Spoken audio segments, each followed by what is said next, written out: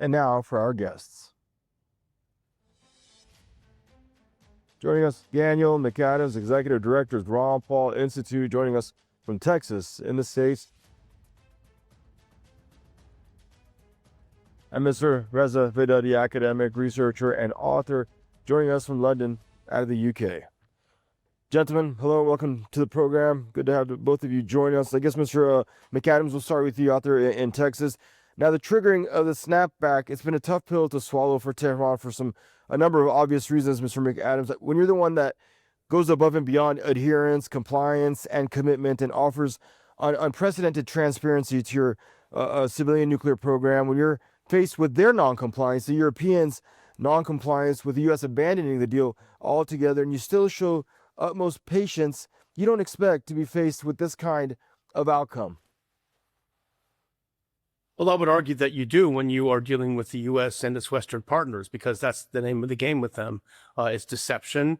They're not capable negotiating partners. Unfortunately for Iran, this is not as much about Iran as it's about Russia and Israel. The Europeans are frustrated that they're losing their war against Russia, a war they never could have won in the first place. And they're taking out their frustration against Russia on a relatively new ally of Russia, Iran, or you could say a returning ally. Back when the JCPOA was signed in 2015, the relationship between Russia and Iran were not as close as it is today. And I think this is partly a way for the Europeans, particularly the E3, to express their frustration and to put Russia in an uncomfortable position. Now, of course, it's also about Israel, which cannot wait to start bombing Iran again. And this may well provide a pretext, particularly if Iran, as you say, doesn't roll over and beg for mercy. If it actually stands up for the rights that it has, it may give Israel, not that it believes it needs one, but give it the pretext to return to bombing. Interesting take. And thank you there, Daniel, with your initial take on the story. And Reza, thanks for your patience. And your first thoughts, please, if you could. The way the JCPOA transpired, not just post-2015, the dozen or so years it took to reach that understanding, painstaking diplomacy, and then drafting Security Council Resolution 2231 back in 2015, and then in the U.S. withdrawal 3 years later. And then you have to ask, then we witness the Europeans' inability or will or strength or competence or whatever you want to call it to adhere and keep this thing alive. And one has to ask now how they feel entitled or have the right to impose the snapback mechanism provision at this point. Well, regarding the press release by the UK government regarding why they have activated the snapback, if you read the press release, it sounds like Iran was at fault at all stages. The Europeans had tried their best to use diplomacy and all mechanisms to try and maintain and keep the JCPOA alive. And Iran is to blame for all the incidents that took place after 2015, where the deal was signed. It has no mention of the attack on Iran, and definitely does not mention the attack on Iran's nuclear facility. And it makes America look like if it was a small party to the agreement as opposed to the major party, and it's leaving it had the massive impact.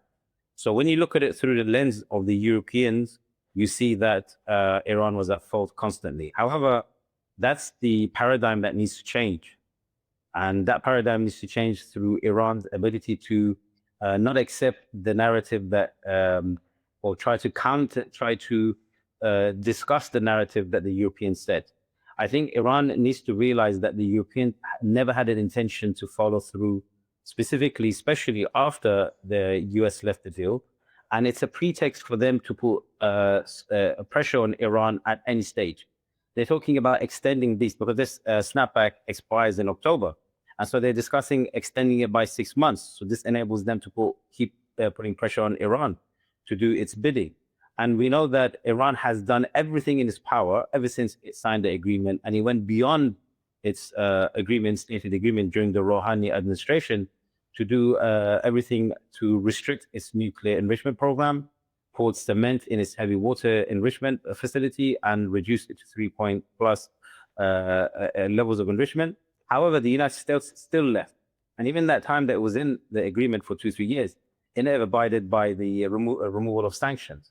So I think Iran has to realize that this is, so there are different ways you can approach it, which we can discuss in the show, is does it continue try to maintain an agreement that has no value but is a thorn in the side of Iran long term, or will it use other mechanisms to try and pressure Europe instead of it being pressured by the Americans?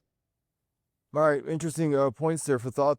Thank you, Reza. Mr. McAdams, now supposedly there's this 30-day grace period involved where a deal can be reached with Iran and these three European troika here. But one has to ask, are these countries, namely France, Germany, and the UK, in a position at this point to reach a deal with Tehran and guarantee concessions? No, what they're trying to do is shove some poison pills down Iran's throat. You know, if you think about the concessions they demand, well, they demand a return of the IAEA inspectors into Iran. Well, these are the same people who are reported to have leaked sensitive material to the Mossad, which enabled Israel to murder top Iranian scientists. The other concession is to show us where the enriched uranium is. Well, that'll be a nice gift to Israel when they decide to start bombing again, or when Trump decides to join in bombing again. And the third, of course, is to cease enrichment, which is Iran's right that they should have. So they're trying to put pressure on Iran because they failed to be able to put pressure on Russia, as I said from the beginning. So they have these 30 days, and the mechanism, of course, in the UN, as I'm sure your viewers know, is rather complicated. It's a reverse veto. Any member of the Security Council can veto the resumption of sanctions. The suspension of sanctions. So therefore, it gets rid of for temporarily at least, the UN Security Council veto that China or Russia would likely utilize if it came to that. So it's an absolute pickle that they're in, and the Europeans are trying to move them closer to almost a kind of a national suicide, I would guess, economically or even militarily. Interesting. Reza, do you have any optimism with respect to this 30-day so-called grace period? That, I mean, you're talking about three countries that themselves have been JCPOA non-compliant for 7 years, and many may argue 10 years, starting at the very beginning back in 2015. So what do you feel, and if there is some kind of deal put on the table in the next 30 days, that they can give Iran that will be tangible for Tehran, and that these three could stand behind? I think what Iran needs to do is stop playing the game according to the rules of the European Union, the three European countries and the US, and play its own game.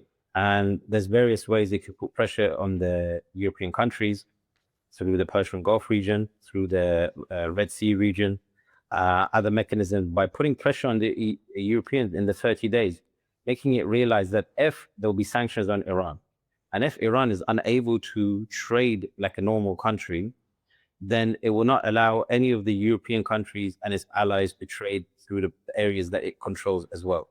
So there's various ways that they can do this, and then you could have another resolution, because they have 30 days to come up with another resolution.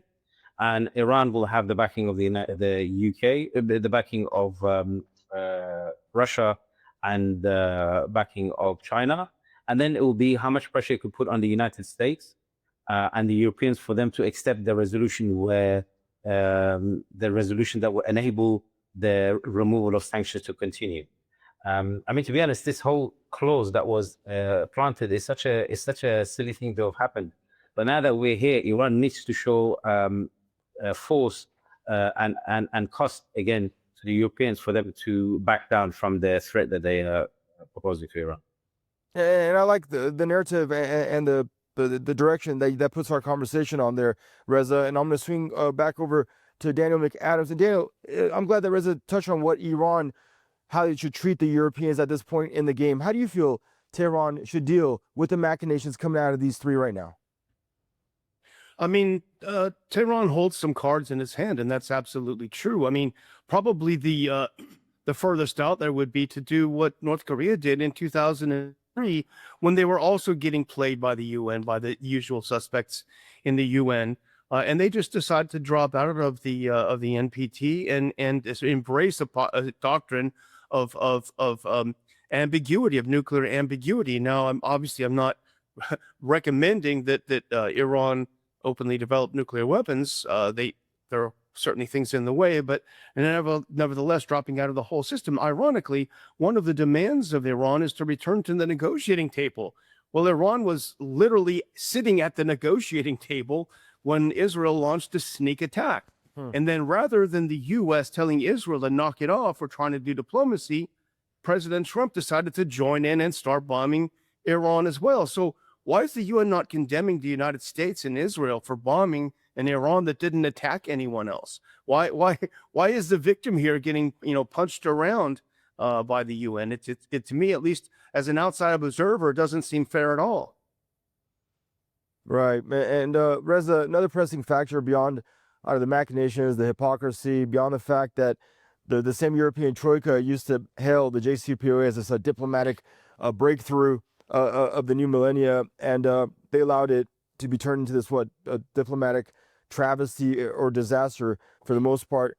They're now giving the impression that they are qualified to reach a new understanding with Tehran. The big question is, do they speak for the collective West when they make these proclamations, Reza?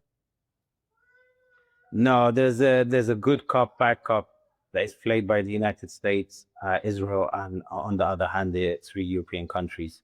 They're all hand in hand. They never had, Europe would have loved to have had trade with Iran.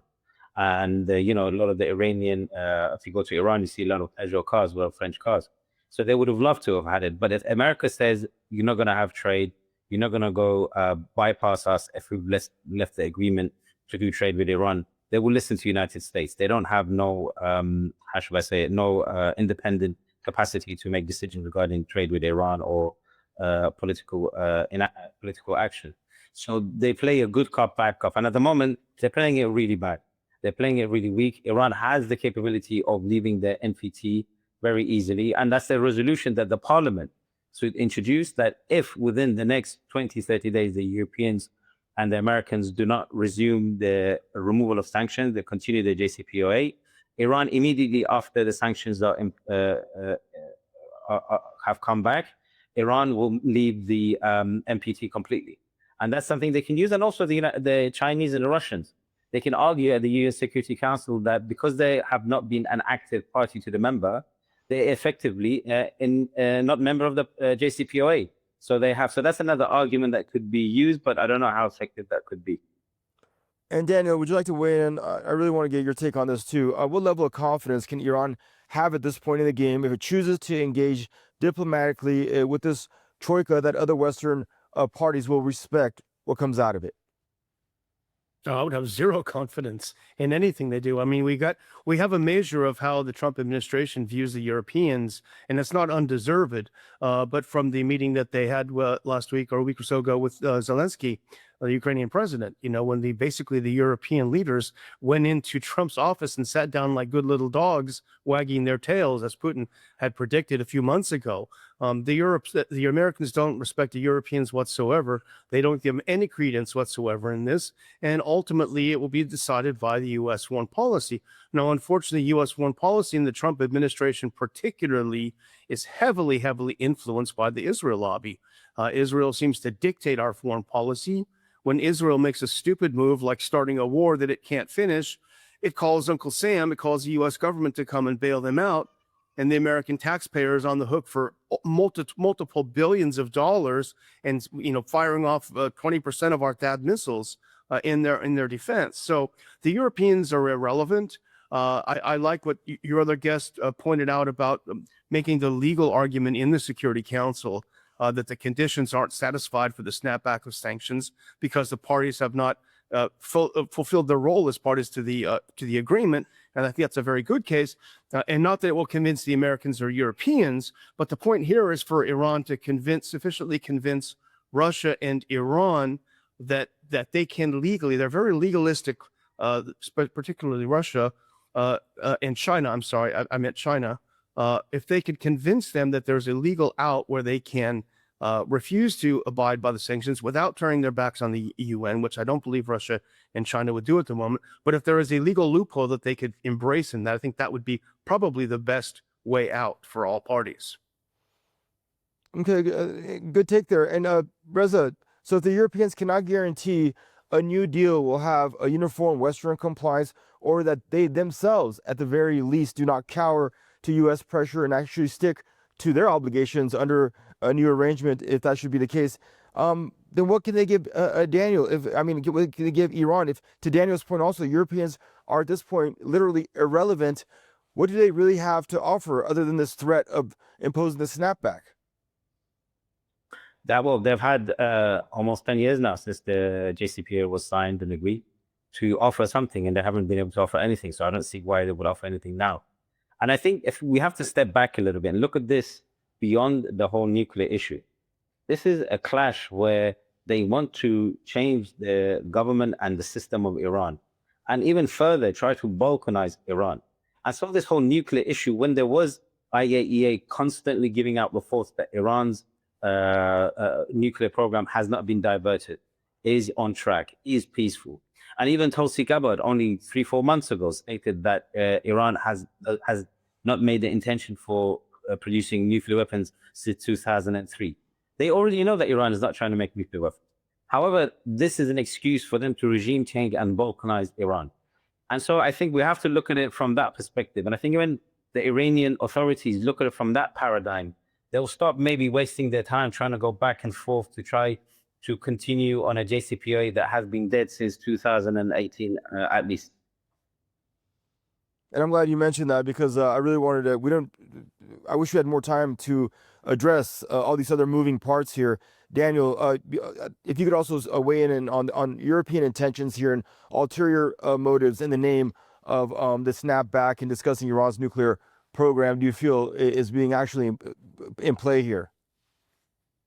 Well, my colleague made a very good point, which is that Tulsi Gabbard had determined, the entirety of the U.S. intelligence community had determined that Iran was not pursuing a nuclear weapon. But what happened just days before the Israeli sneak attack was you had John Ratcliffe, the director of Central Intelligence in the United States, who is as neocon as it comes, who is absolutely dedicated to Israel. He came in and he got a little piece of quote unquote intelligence from Mossad. So he went over his entire U.S. intelligence community and took a tidbit from Mossad to claim that Iran was actually just within days of a nuclear weapon, which we all know was completely untrue, but it gave the green light for Israel to start attacking Iran. Where were the Europeans then? They were nowhere. They didn't have a word to say about it. And as our colleague on the panel mentioned as well, where were the Europeans in 2018? They promised that they would help mitigate the effects of the U.S. pulling out, and they did nothing. And so they made themselves completely irrelevant. And if I may just say one final thing, this really has underscored the wisdom, I think, in a way, of the Iranians not making military alliances with others and instead pursuing an independent course of weapons development, weapons we've seen and we're seeing on your screen now that didn't do too badly after all at the end of the day. Right, we have a little bit of time. Reza, I want to come back to you. Now, Europeans, they didn't condemn the attacks that took place on Iran in the 12 days of Israeli-imposed, U.S.-imposed aggression against the country. They continue trying to weaponize the IAEA. I mean, it seems everything they've done has been provocation. It doesn't seem like they've been too, willing to lean on diplomacy, as they have kind of tried to sit back in the shadows and promote and condone aggression against Iran. So are they, which flock, are these sheep, these three European troika, of the side of diplomacy at this point, or aggression? No, I think the Europeans think it's still the 1900s and they're still a colonial power, and they can dictate to countries like Iran and North Korea and Russia and other countries, or China, whatever, what cannot be done. Iran is creating facts on the ground.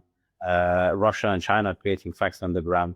Iran needs to, as I say, pursue a more forward and preemptive foreign policy and put pressure on the Europeans and not wait back, calculate what they will do to counter. I think that's the only way to go forward and demonstrate that the colonial era is over and Iran is a power in the region and is respected as well.